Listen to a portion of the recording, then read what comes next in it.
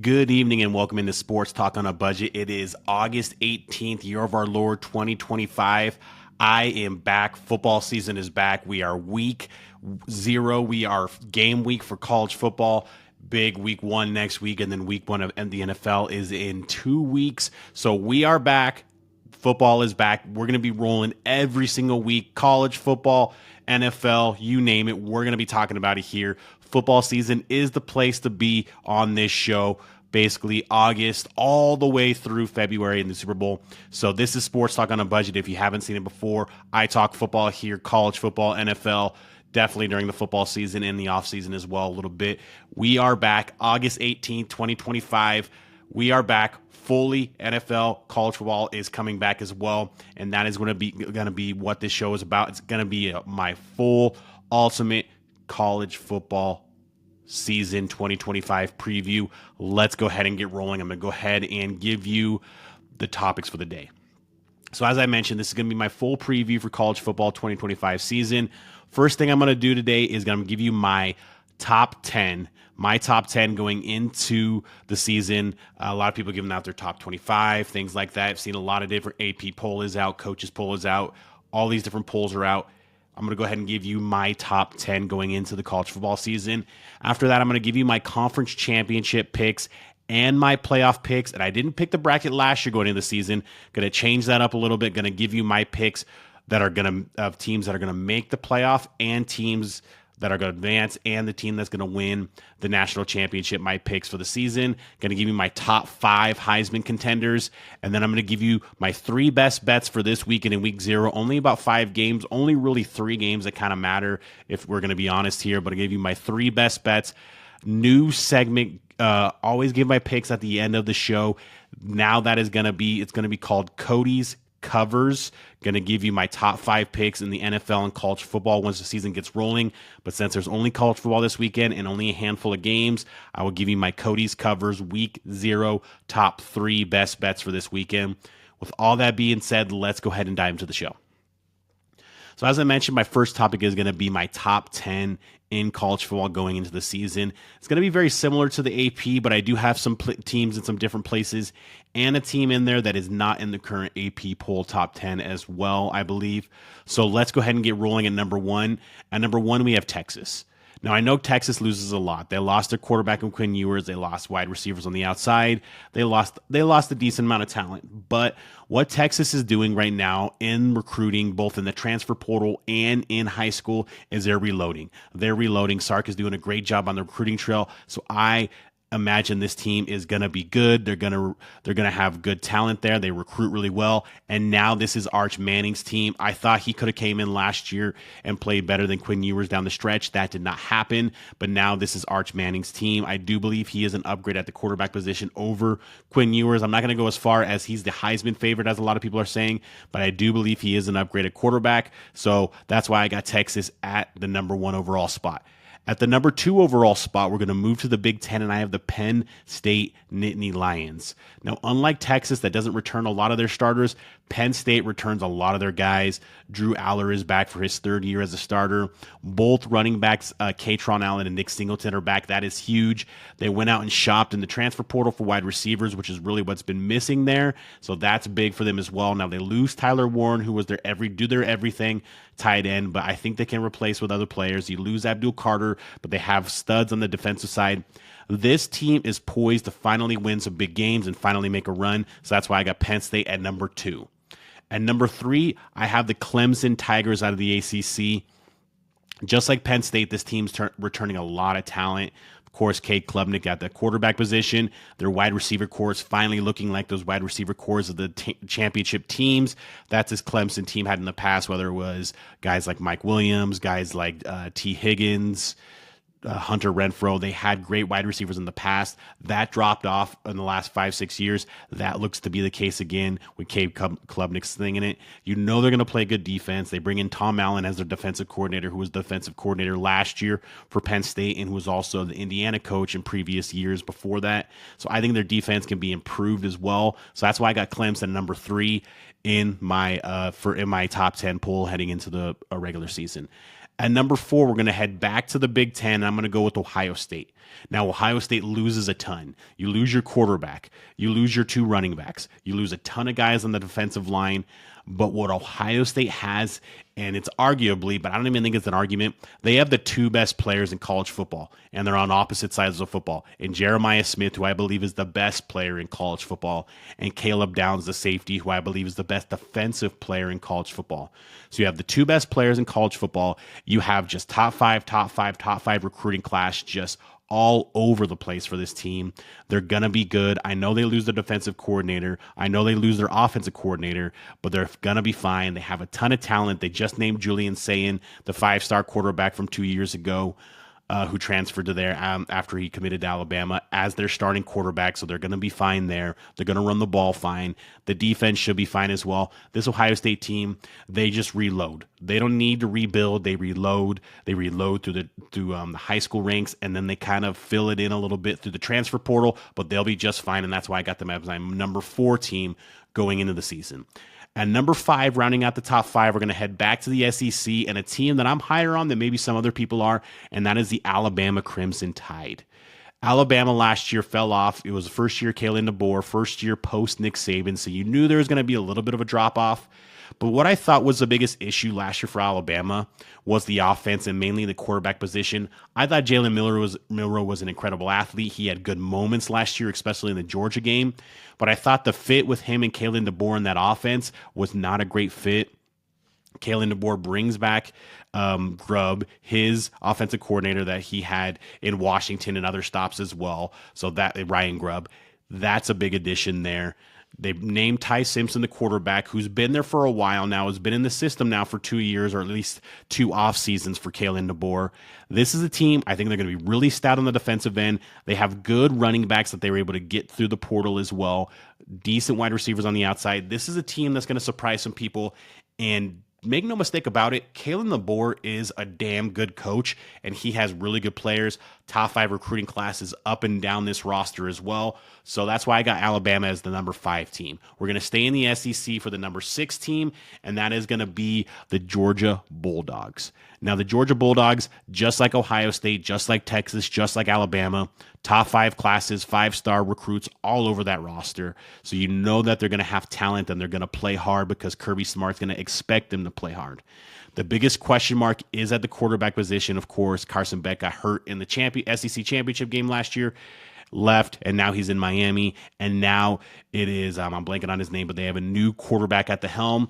Don't know if he has the upside that Carson Beck did, even though Carson Beck didn't have a great season last year. But either way, you know they're going to play well on defense under Kirby Smart. You know they're going to run the ball better than they did last year, because that was kind of an underrated thing last year. They did not run the ball well, and that was probably the first time they haven't run the ball well under Kirby Smart in his entire tenure at Georgia. So you know they're going to play good defense. They're going to run the ball better. And this Georgia team, they're 47-1 in their last 48 games in Sanford Stadium in Georgia, in Athens. So they're going to be fine. They're going to win a lot of games. They're probably going to win double-digit games, and they're going to be a team that is going to be there to reckon with throughout the season. So that's why I got as my number 6 team is the Georgia Bulldogs. Number 7, we're going to go to an independent, the only independent really left in college football, and that is Notre Dame. And Notre Dame, of course, loses their quarterback in Riley Leonard too, but they return their best player, and that's Jeremiah Love, their running back. He is the best player on that team. They have a really good defense. They still have a good offensive line, and I love the culture that Marcus Freeman is building there, as much as it pains me to say as a USC fan that the culture that the Notre Dame coach is building is working really well. It just is. You just got to call a spade sometime. They're building the right culture there. This is a team that's moving forward. They're recruiting really well. Top 10 classes in the last 3 years. Top 5, I believe, in a couple of those. Really good recruiting there. They supplement through the portal as well. So I think this team, now the quarterback competition is still open, so we'll see what ends up happening there. But really hasn't really meant that much to need a dynamic quarterback there. They've been able to kind of make plays and win games in other positions. So I think this team will be fine. They have the best running back in the nation, in my opinion, in Jeremiah Love. So that's why at number 7, I have Notre Dame Fighting Irish, number 7. At number 8, we'll head back to the Big Ten, and then we're going to go with the Oregon Ducks. Now, the Oregon Ducks, some people are higher on them than I am, but Question marks at quarterback position. Dante Moore is the quarterback there now. We saw him 2 years ago as a freshman at UCLA. Have some struggles, but he was a freshman, and he didn't have the talent that he's going to have in Oregon at UCLA, so there's a difference there. They lose Evan Stewart, who was going to be their number one wide receiver now that Tez Johnson is in the NFL. That's a big blow. They have some other injuries in the receiving corps, some injuries along the offensive line that have happened in fall camp over the last 2 weeks. So there is some question marks with this Oregon team, but Dan Lanning is still one of the better coaches in college football. They still have, just like the other teams I mentioned up here, they still have unbelievable recruiting classes, top 10 recruiting classes all across the board in the last 4 or 5 years, 5-star recruits all over that roster. So this is going to be a talented team. They're going to play hard under Dan Lanning. And the schedule, we'll get to that a little bit later about their schedule. The schedule is fairly easy for this Oregon team. So that's why I have them as the number 8 team in the country. Moving to number 9, we're going to move back to the SEC, and that is the LSU Tigers. LSU was returning their quarterback, Garrett Nussmeier, and I think he's one of the best quarterbacks in the country.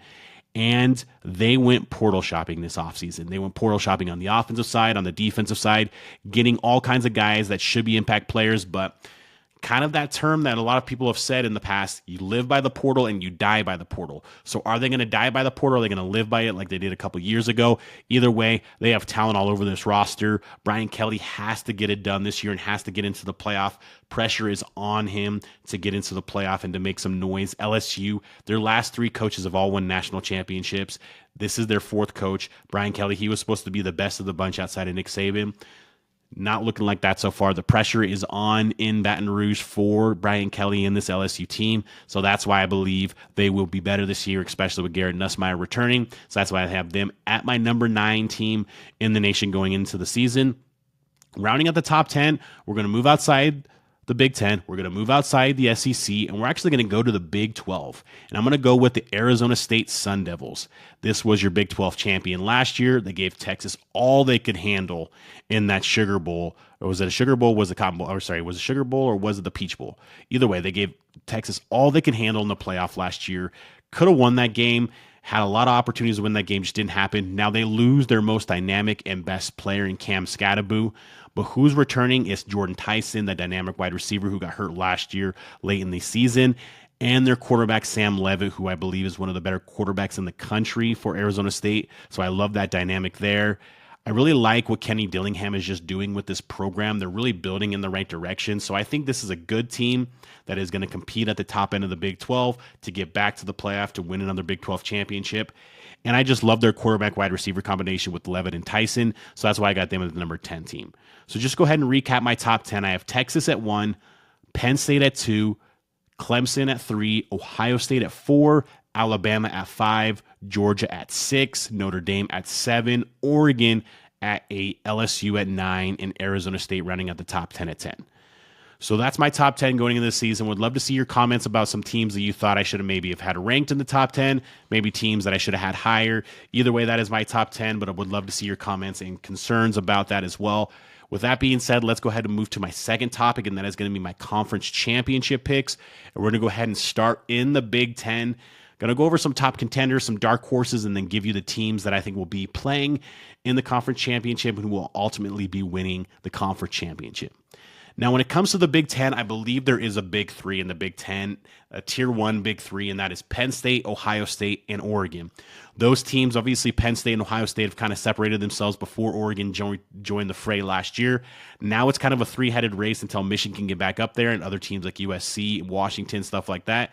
But as of right now, those are the 3 teams that are the top contenders in this conference. Until some other teams step up, until some other teams really kind of consistently show that they can contend at the top end of the conference, I believe those are the top 3 teams, and I believe the conference champion will probably come out of those top 3. Some of the dark horses I have in this conference, I have three dark horses in this conference. Michigan's not a dark horse. They could contend if they can get Bryce Underwood to kind of pick up the game and pick up steam right away, but I think they're maybe a year away because Bryce Underwood's only a freshman. My 3 dark horses in this conference, number 1 is Illinois, number 2 is USC, and number 3 is Washington. We'll start with Illinois. Illinois returns a lot of their starters, including quarterback Luke Altmaier, and they were a team last year that quietly went 10-3, beating a South Carolina team that had a lot of their starters playing that game in that in that bowl game. So this is a team that is poised to make a run this year. A lot of returning starters. Brett Bielema's really gotten getting it going there. Luke Altmaier, like I said, is returning as well. So a lot of momentum heading into the season for Illinois. So that's why I like them as a dark horse team. Number 2 is going to be USC. Yes, a little bit of a homer because that is my team. But the reason why I like USC is the defense got better last year. They're only going to be better this year. They did really well along the defensive line, getting guys like Keyshawn Silver and Jamal Jarrett out of the SEC to go ahead and transfer there. You get Kamari Ramsey, the star safety, to return as well. The offense is the biggest question mark, at least at the quarterback position. Jade Maiava is the biggest question mark. If Jade Maiava can play to his capabilities and play consistent, turnover-free, mistake-free football, this team has a chance to contend for a conference title. If he can't, they won't. Good running backs in the portal. They got Eli Sanders, Wayman Jordan, and then Brian Jackson returns after a stellar Las Vegas Bowl performance against Texas A&M. So I think it's a team that could shock some teams, some big games on the road at Illinois, on the road at Nebraska, on the road at Oregon. Will really tell if this USC team is going to contend for a conference championship in their second year in the conference. And then my third and final team that seems that nobody is talking about in the Big Ten, and that is the Washington Huskies. Jed Fish is in season 2 there. Actually had a decent first year when you see the people that went out the door for Washington the previous year, including their head coach, of course. But Damon Williams is one of the most underrated players in the country, their quarterback for Washington. Jonah Coleman is another underrated player, their running back, one of the better running backs in the country that nobody is talking about.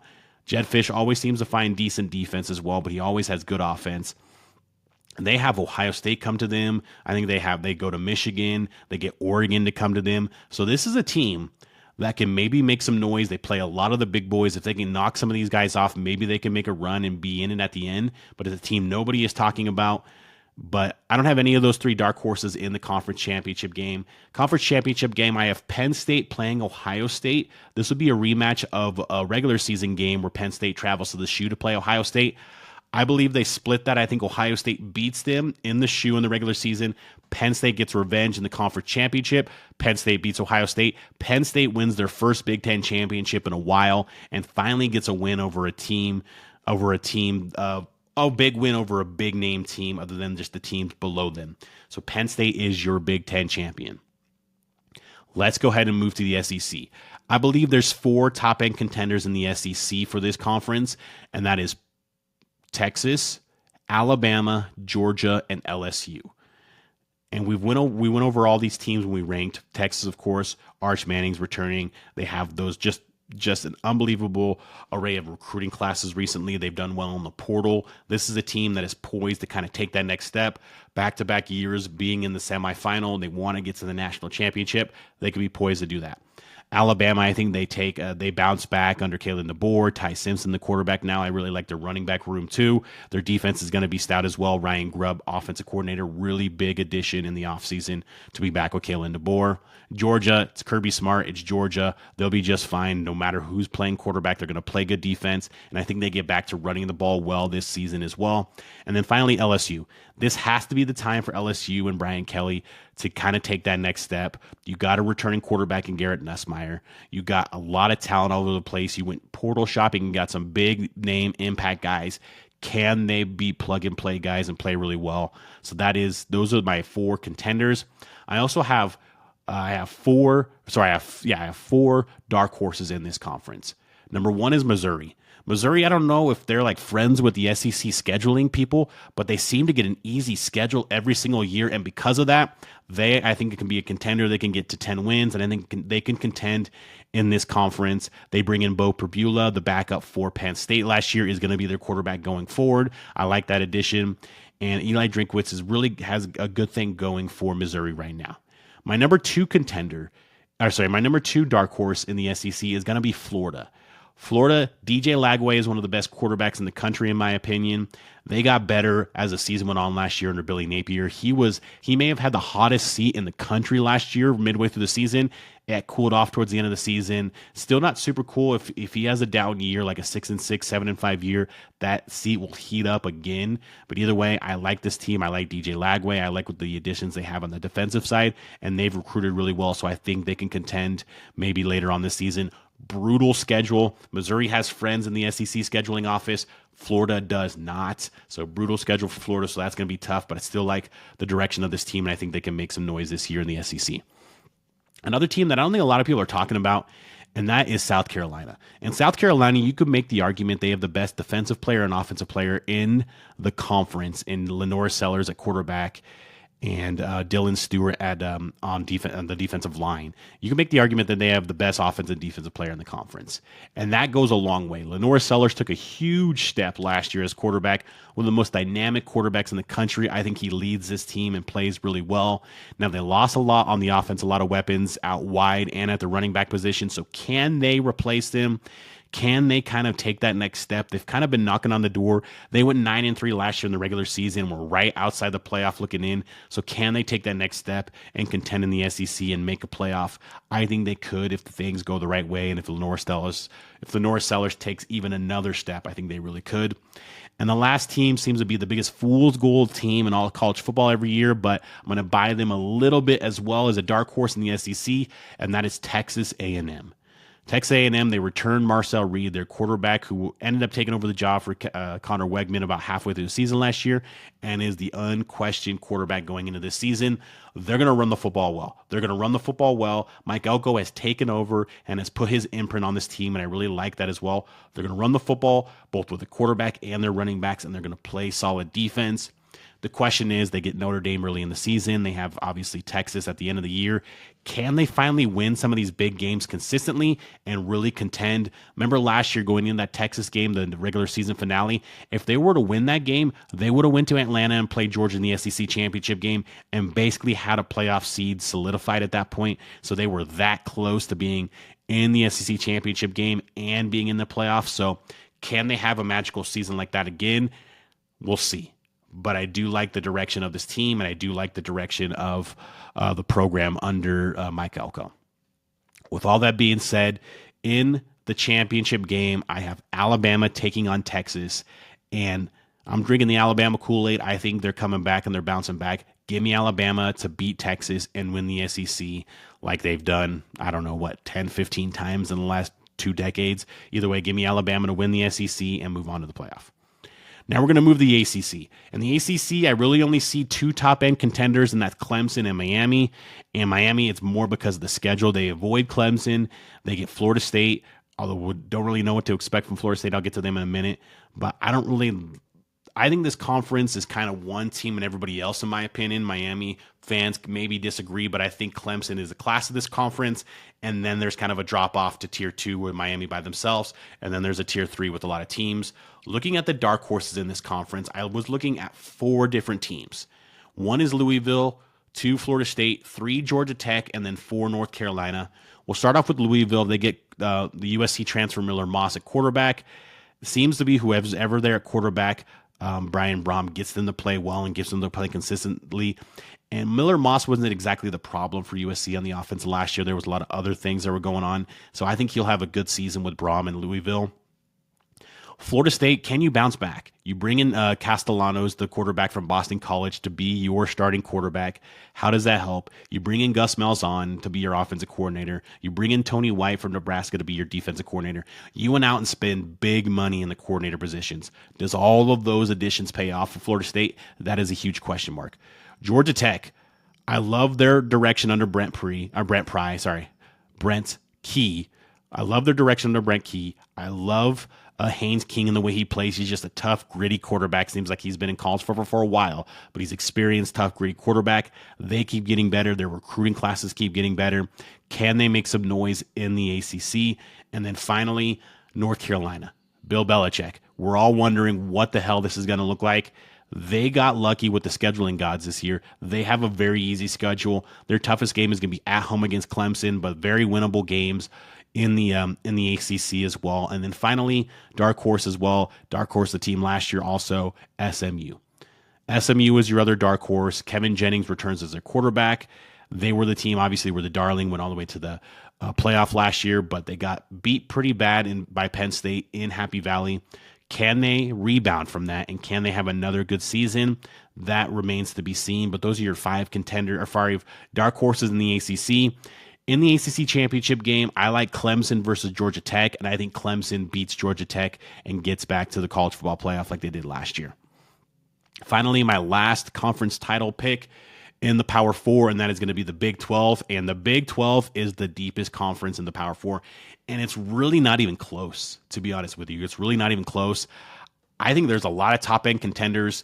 You got Arizona State, of course, who I have ranked in my top 10. Texas Tech, who seems to just be buying everybody out there, although they may be losing Quentin Joyner, who's going to be their starting running back for the season. He had an injury today. But Texas Tech, they got a loaded roster. Baylor, Sawyer Robertson returns. They got a good team as well. Kansas State, Avery Johnson, and Chris Kleiman seems to always have that team playing well throughout the year, even though they kind of stumbled and sputtered a little bit last year. So those are my top-end contenders in there. My dark horse is I think Utah bounces back. Kyle Whittingham had a rough year last year. I think this program has they've kind of been hamstrung by their quarterback situation the last 2 years. It's been Cam Rising. He plays well early on. He gets injured, and then he's questionable throughout the season, and they haven't had a good backup quarterback. What do? They jump in the portal. They get Devin Dampier, the quarterback from New Mexico. What else do? They go ahead and grab the offensive coordinator, the head coach in New Mexico, and make him the offensive coordinator for Utah as well. So now Devin Dampier, who was a dynamic player for New Mexico last year, not only is he comfortable there because now he has his head coach / offensive coordinator as his offensive coordinator for Utah. Huge additions there. I think Utah bounces back in a big way this year. BYU, can they replace Jake Retzlaff, who left and was released from the university? That is a big question mark. And TCU, can they bounce back after a rough couple of years after that national title run about 2-3 years ago? And then finally, Colorado. What does Colorado look like without Shadur Sanders and Travis Hunter? Can they make any noise? Who's going to be their quarterback? Is it going to be Caden Salter, the transfer from Liberty?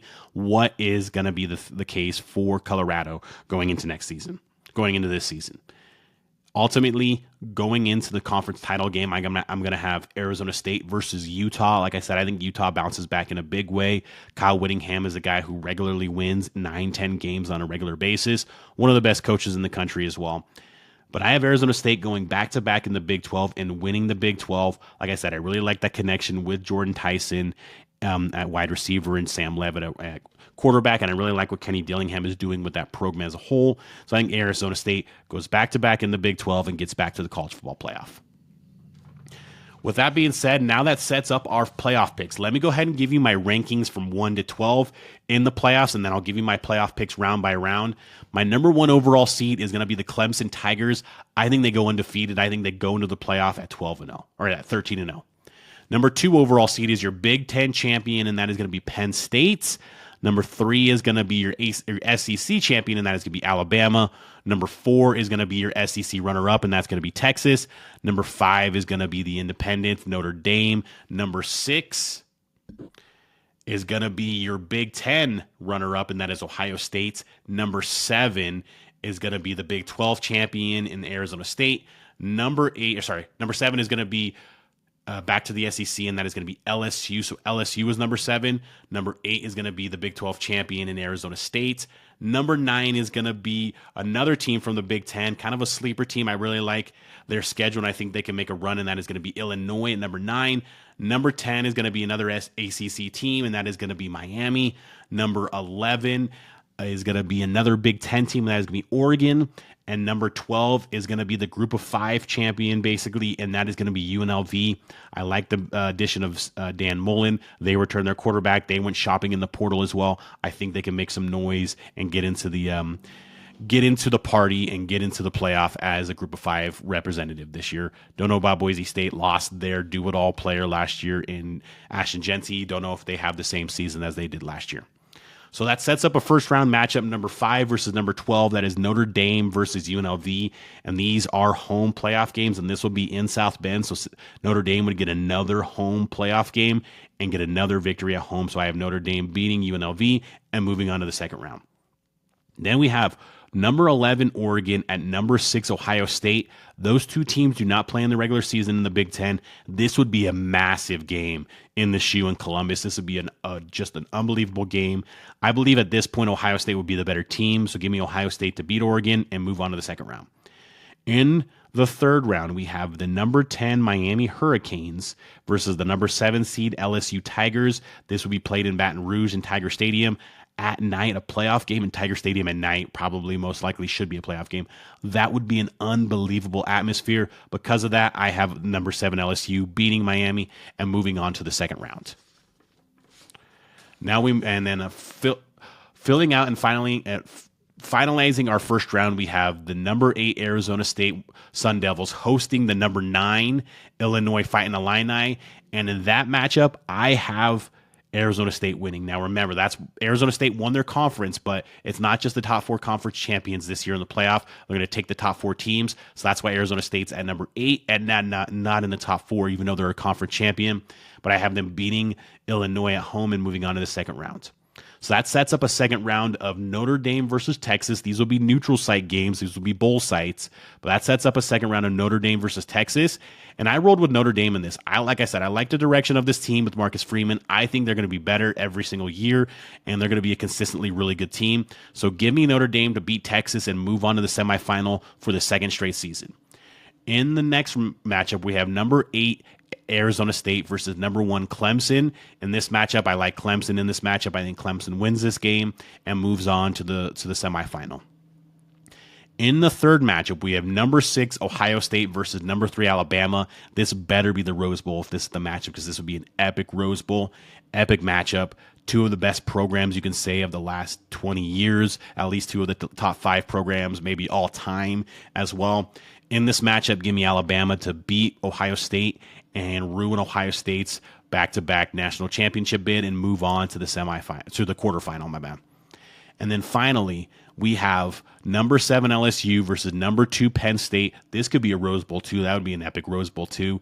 Good matchup, great programs, great history there. Give me Penn State to get a big victory and move on to the quarterfinal for a second straight season. In the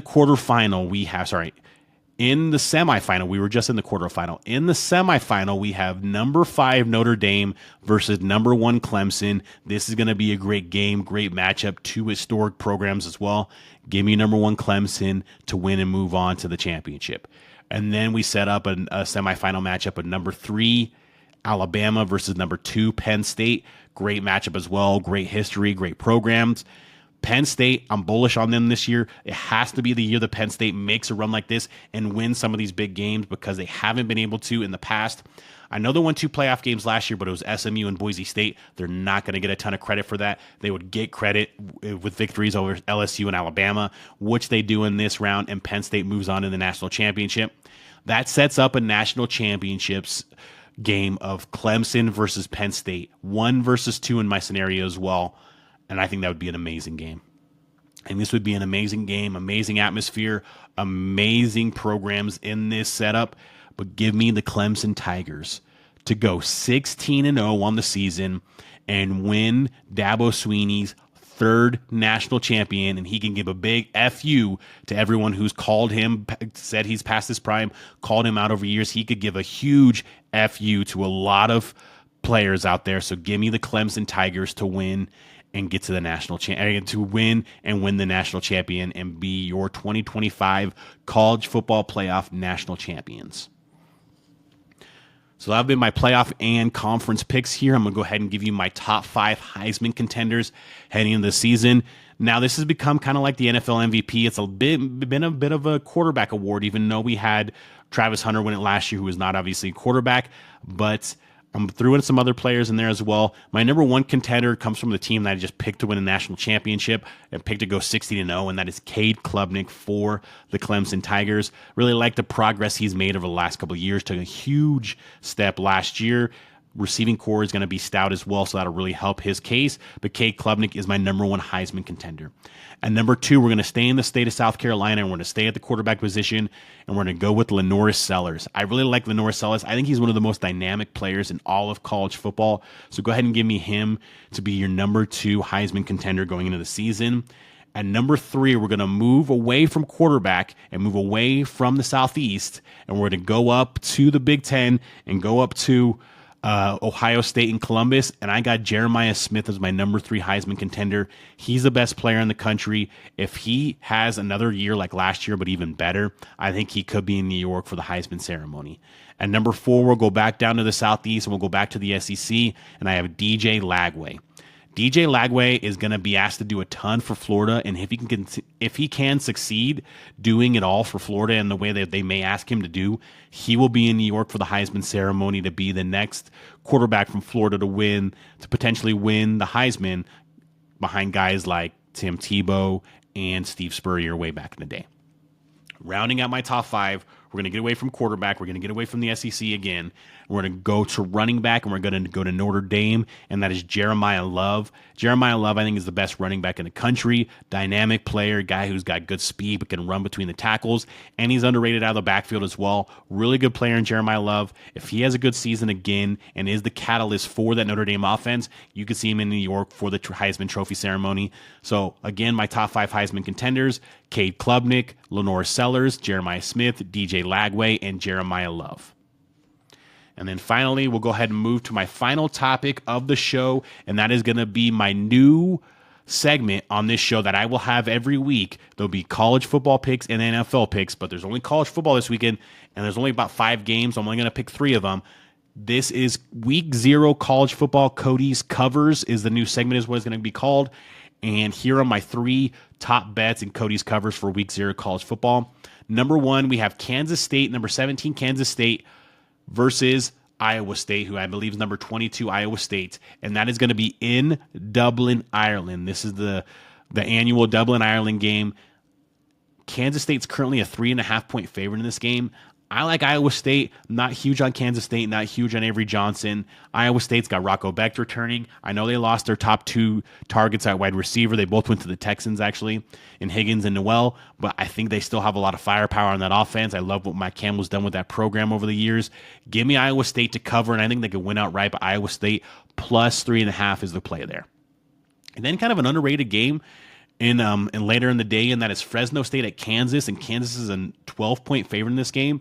Matt Entz is the new head coach at Fresno State. He was national champion head coach at North Dakota State in the FCS level, was the linebacker coach last year, and really kind of got a lot more play out of the linebackers in USC that they've had in a very long time. So Matt Entz is a good head coach, and I think is a good hire there. 12 is a lot of points. Jalen Daniels is back again, it seems like, for like the 6th straight year for Kansas, but can he stay healthy? What can we expect from this team in Kansas as well? I think Kansas wins the game, but I think you can see a backdoor cover in this game for Fresno State. So give me Fresno State plus 12 in this game. And then finally, we have our nightcap. This is a late night game in Hawaii, and this is going to be Stanford at Hawaii. And Hawaii is currently a 2-point favorite in this game.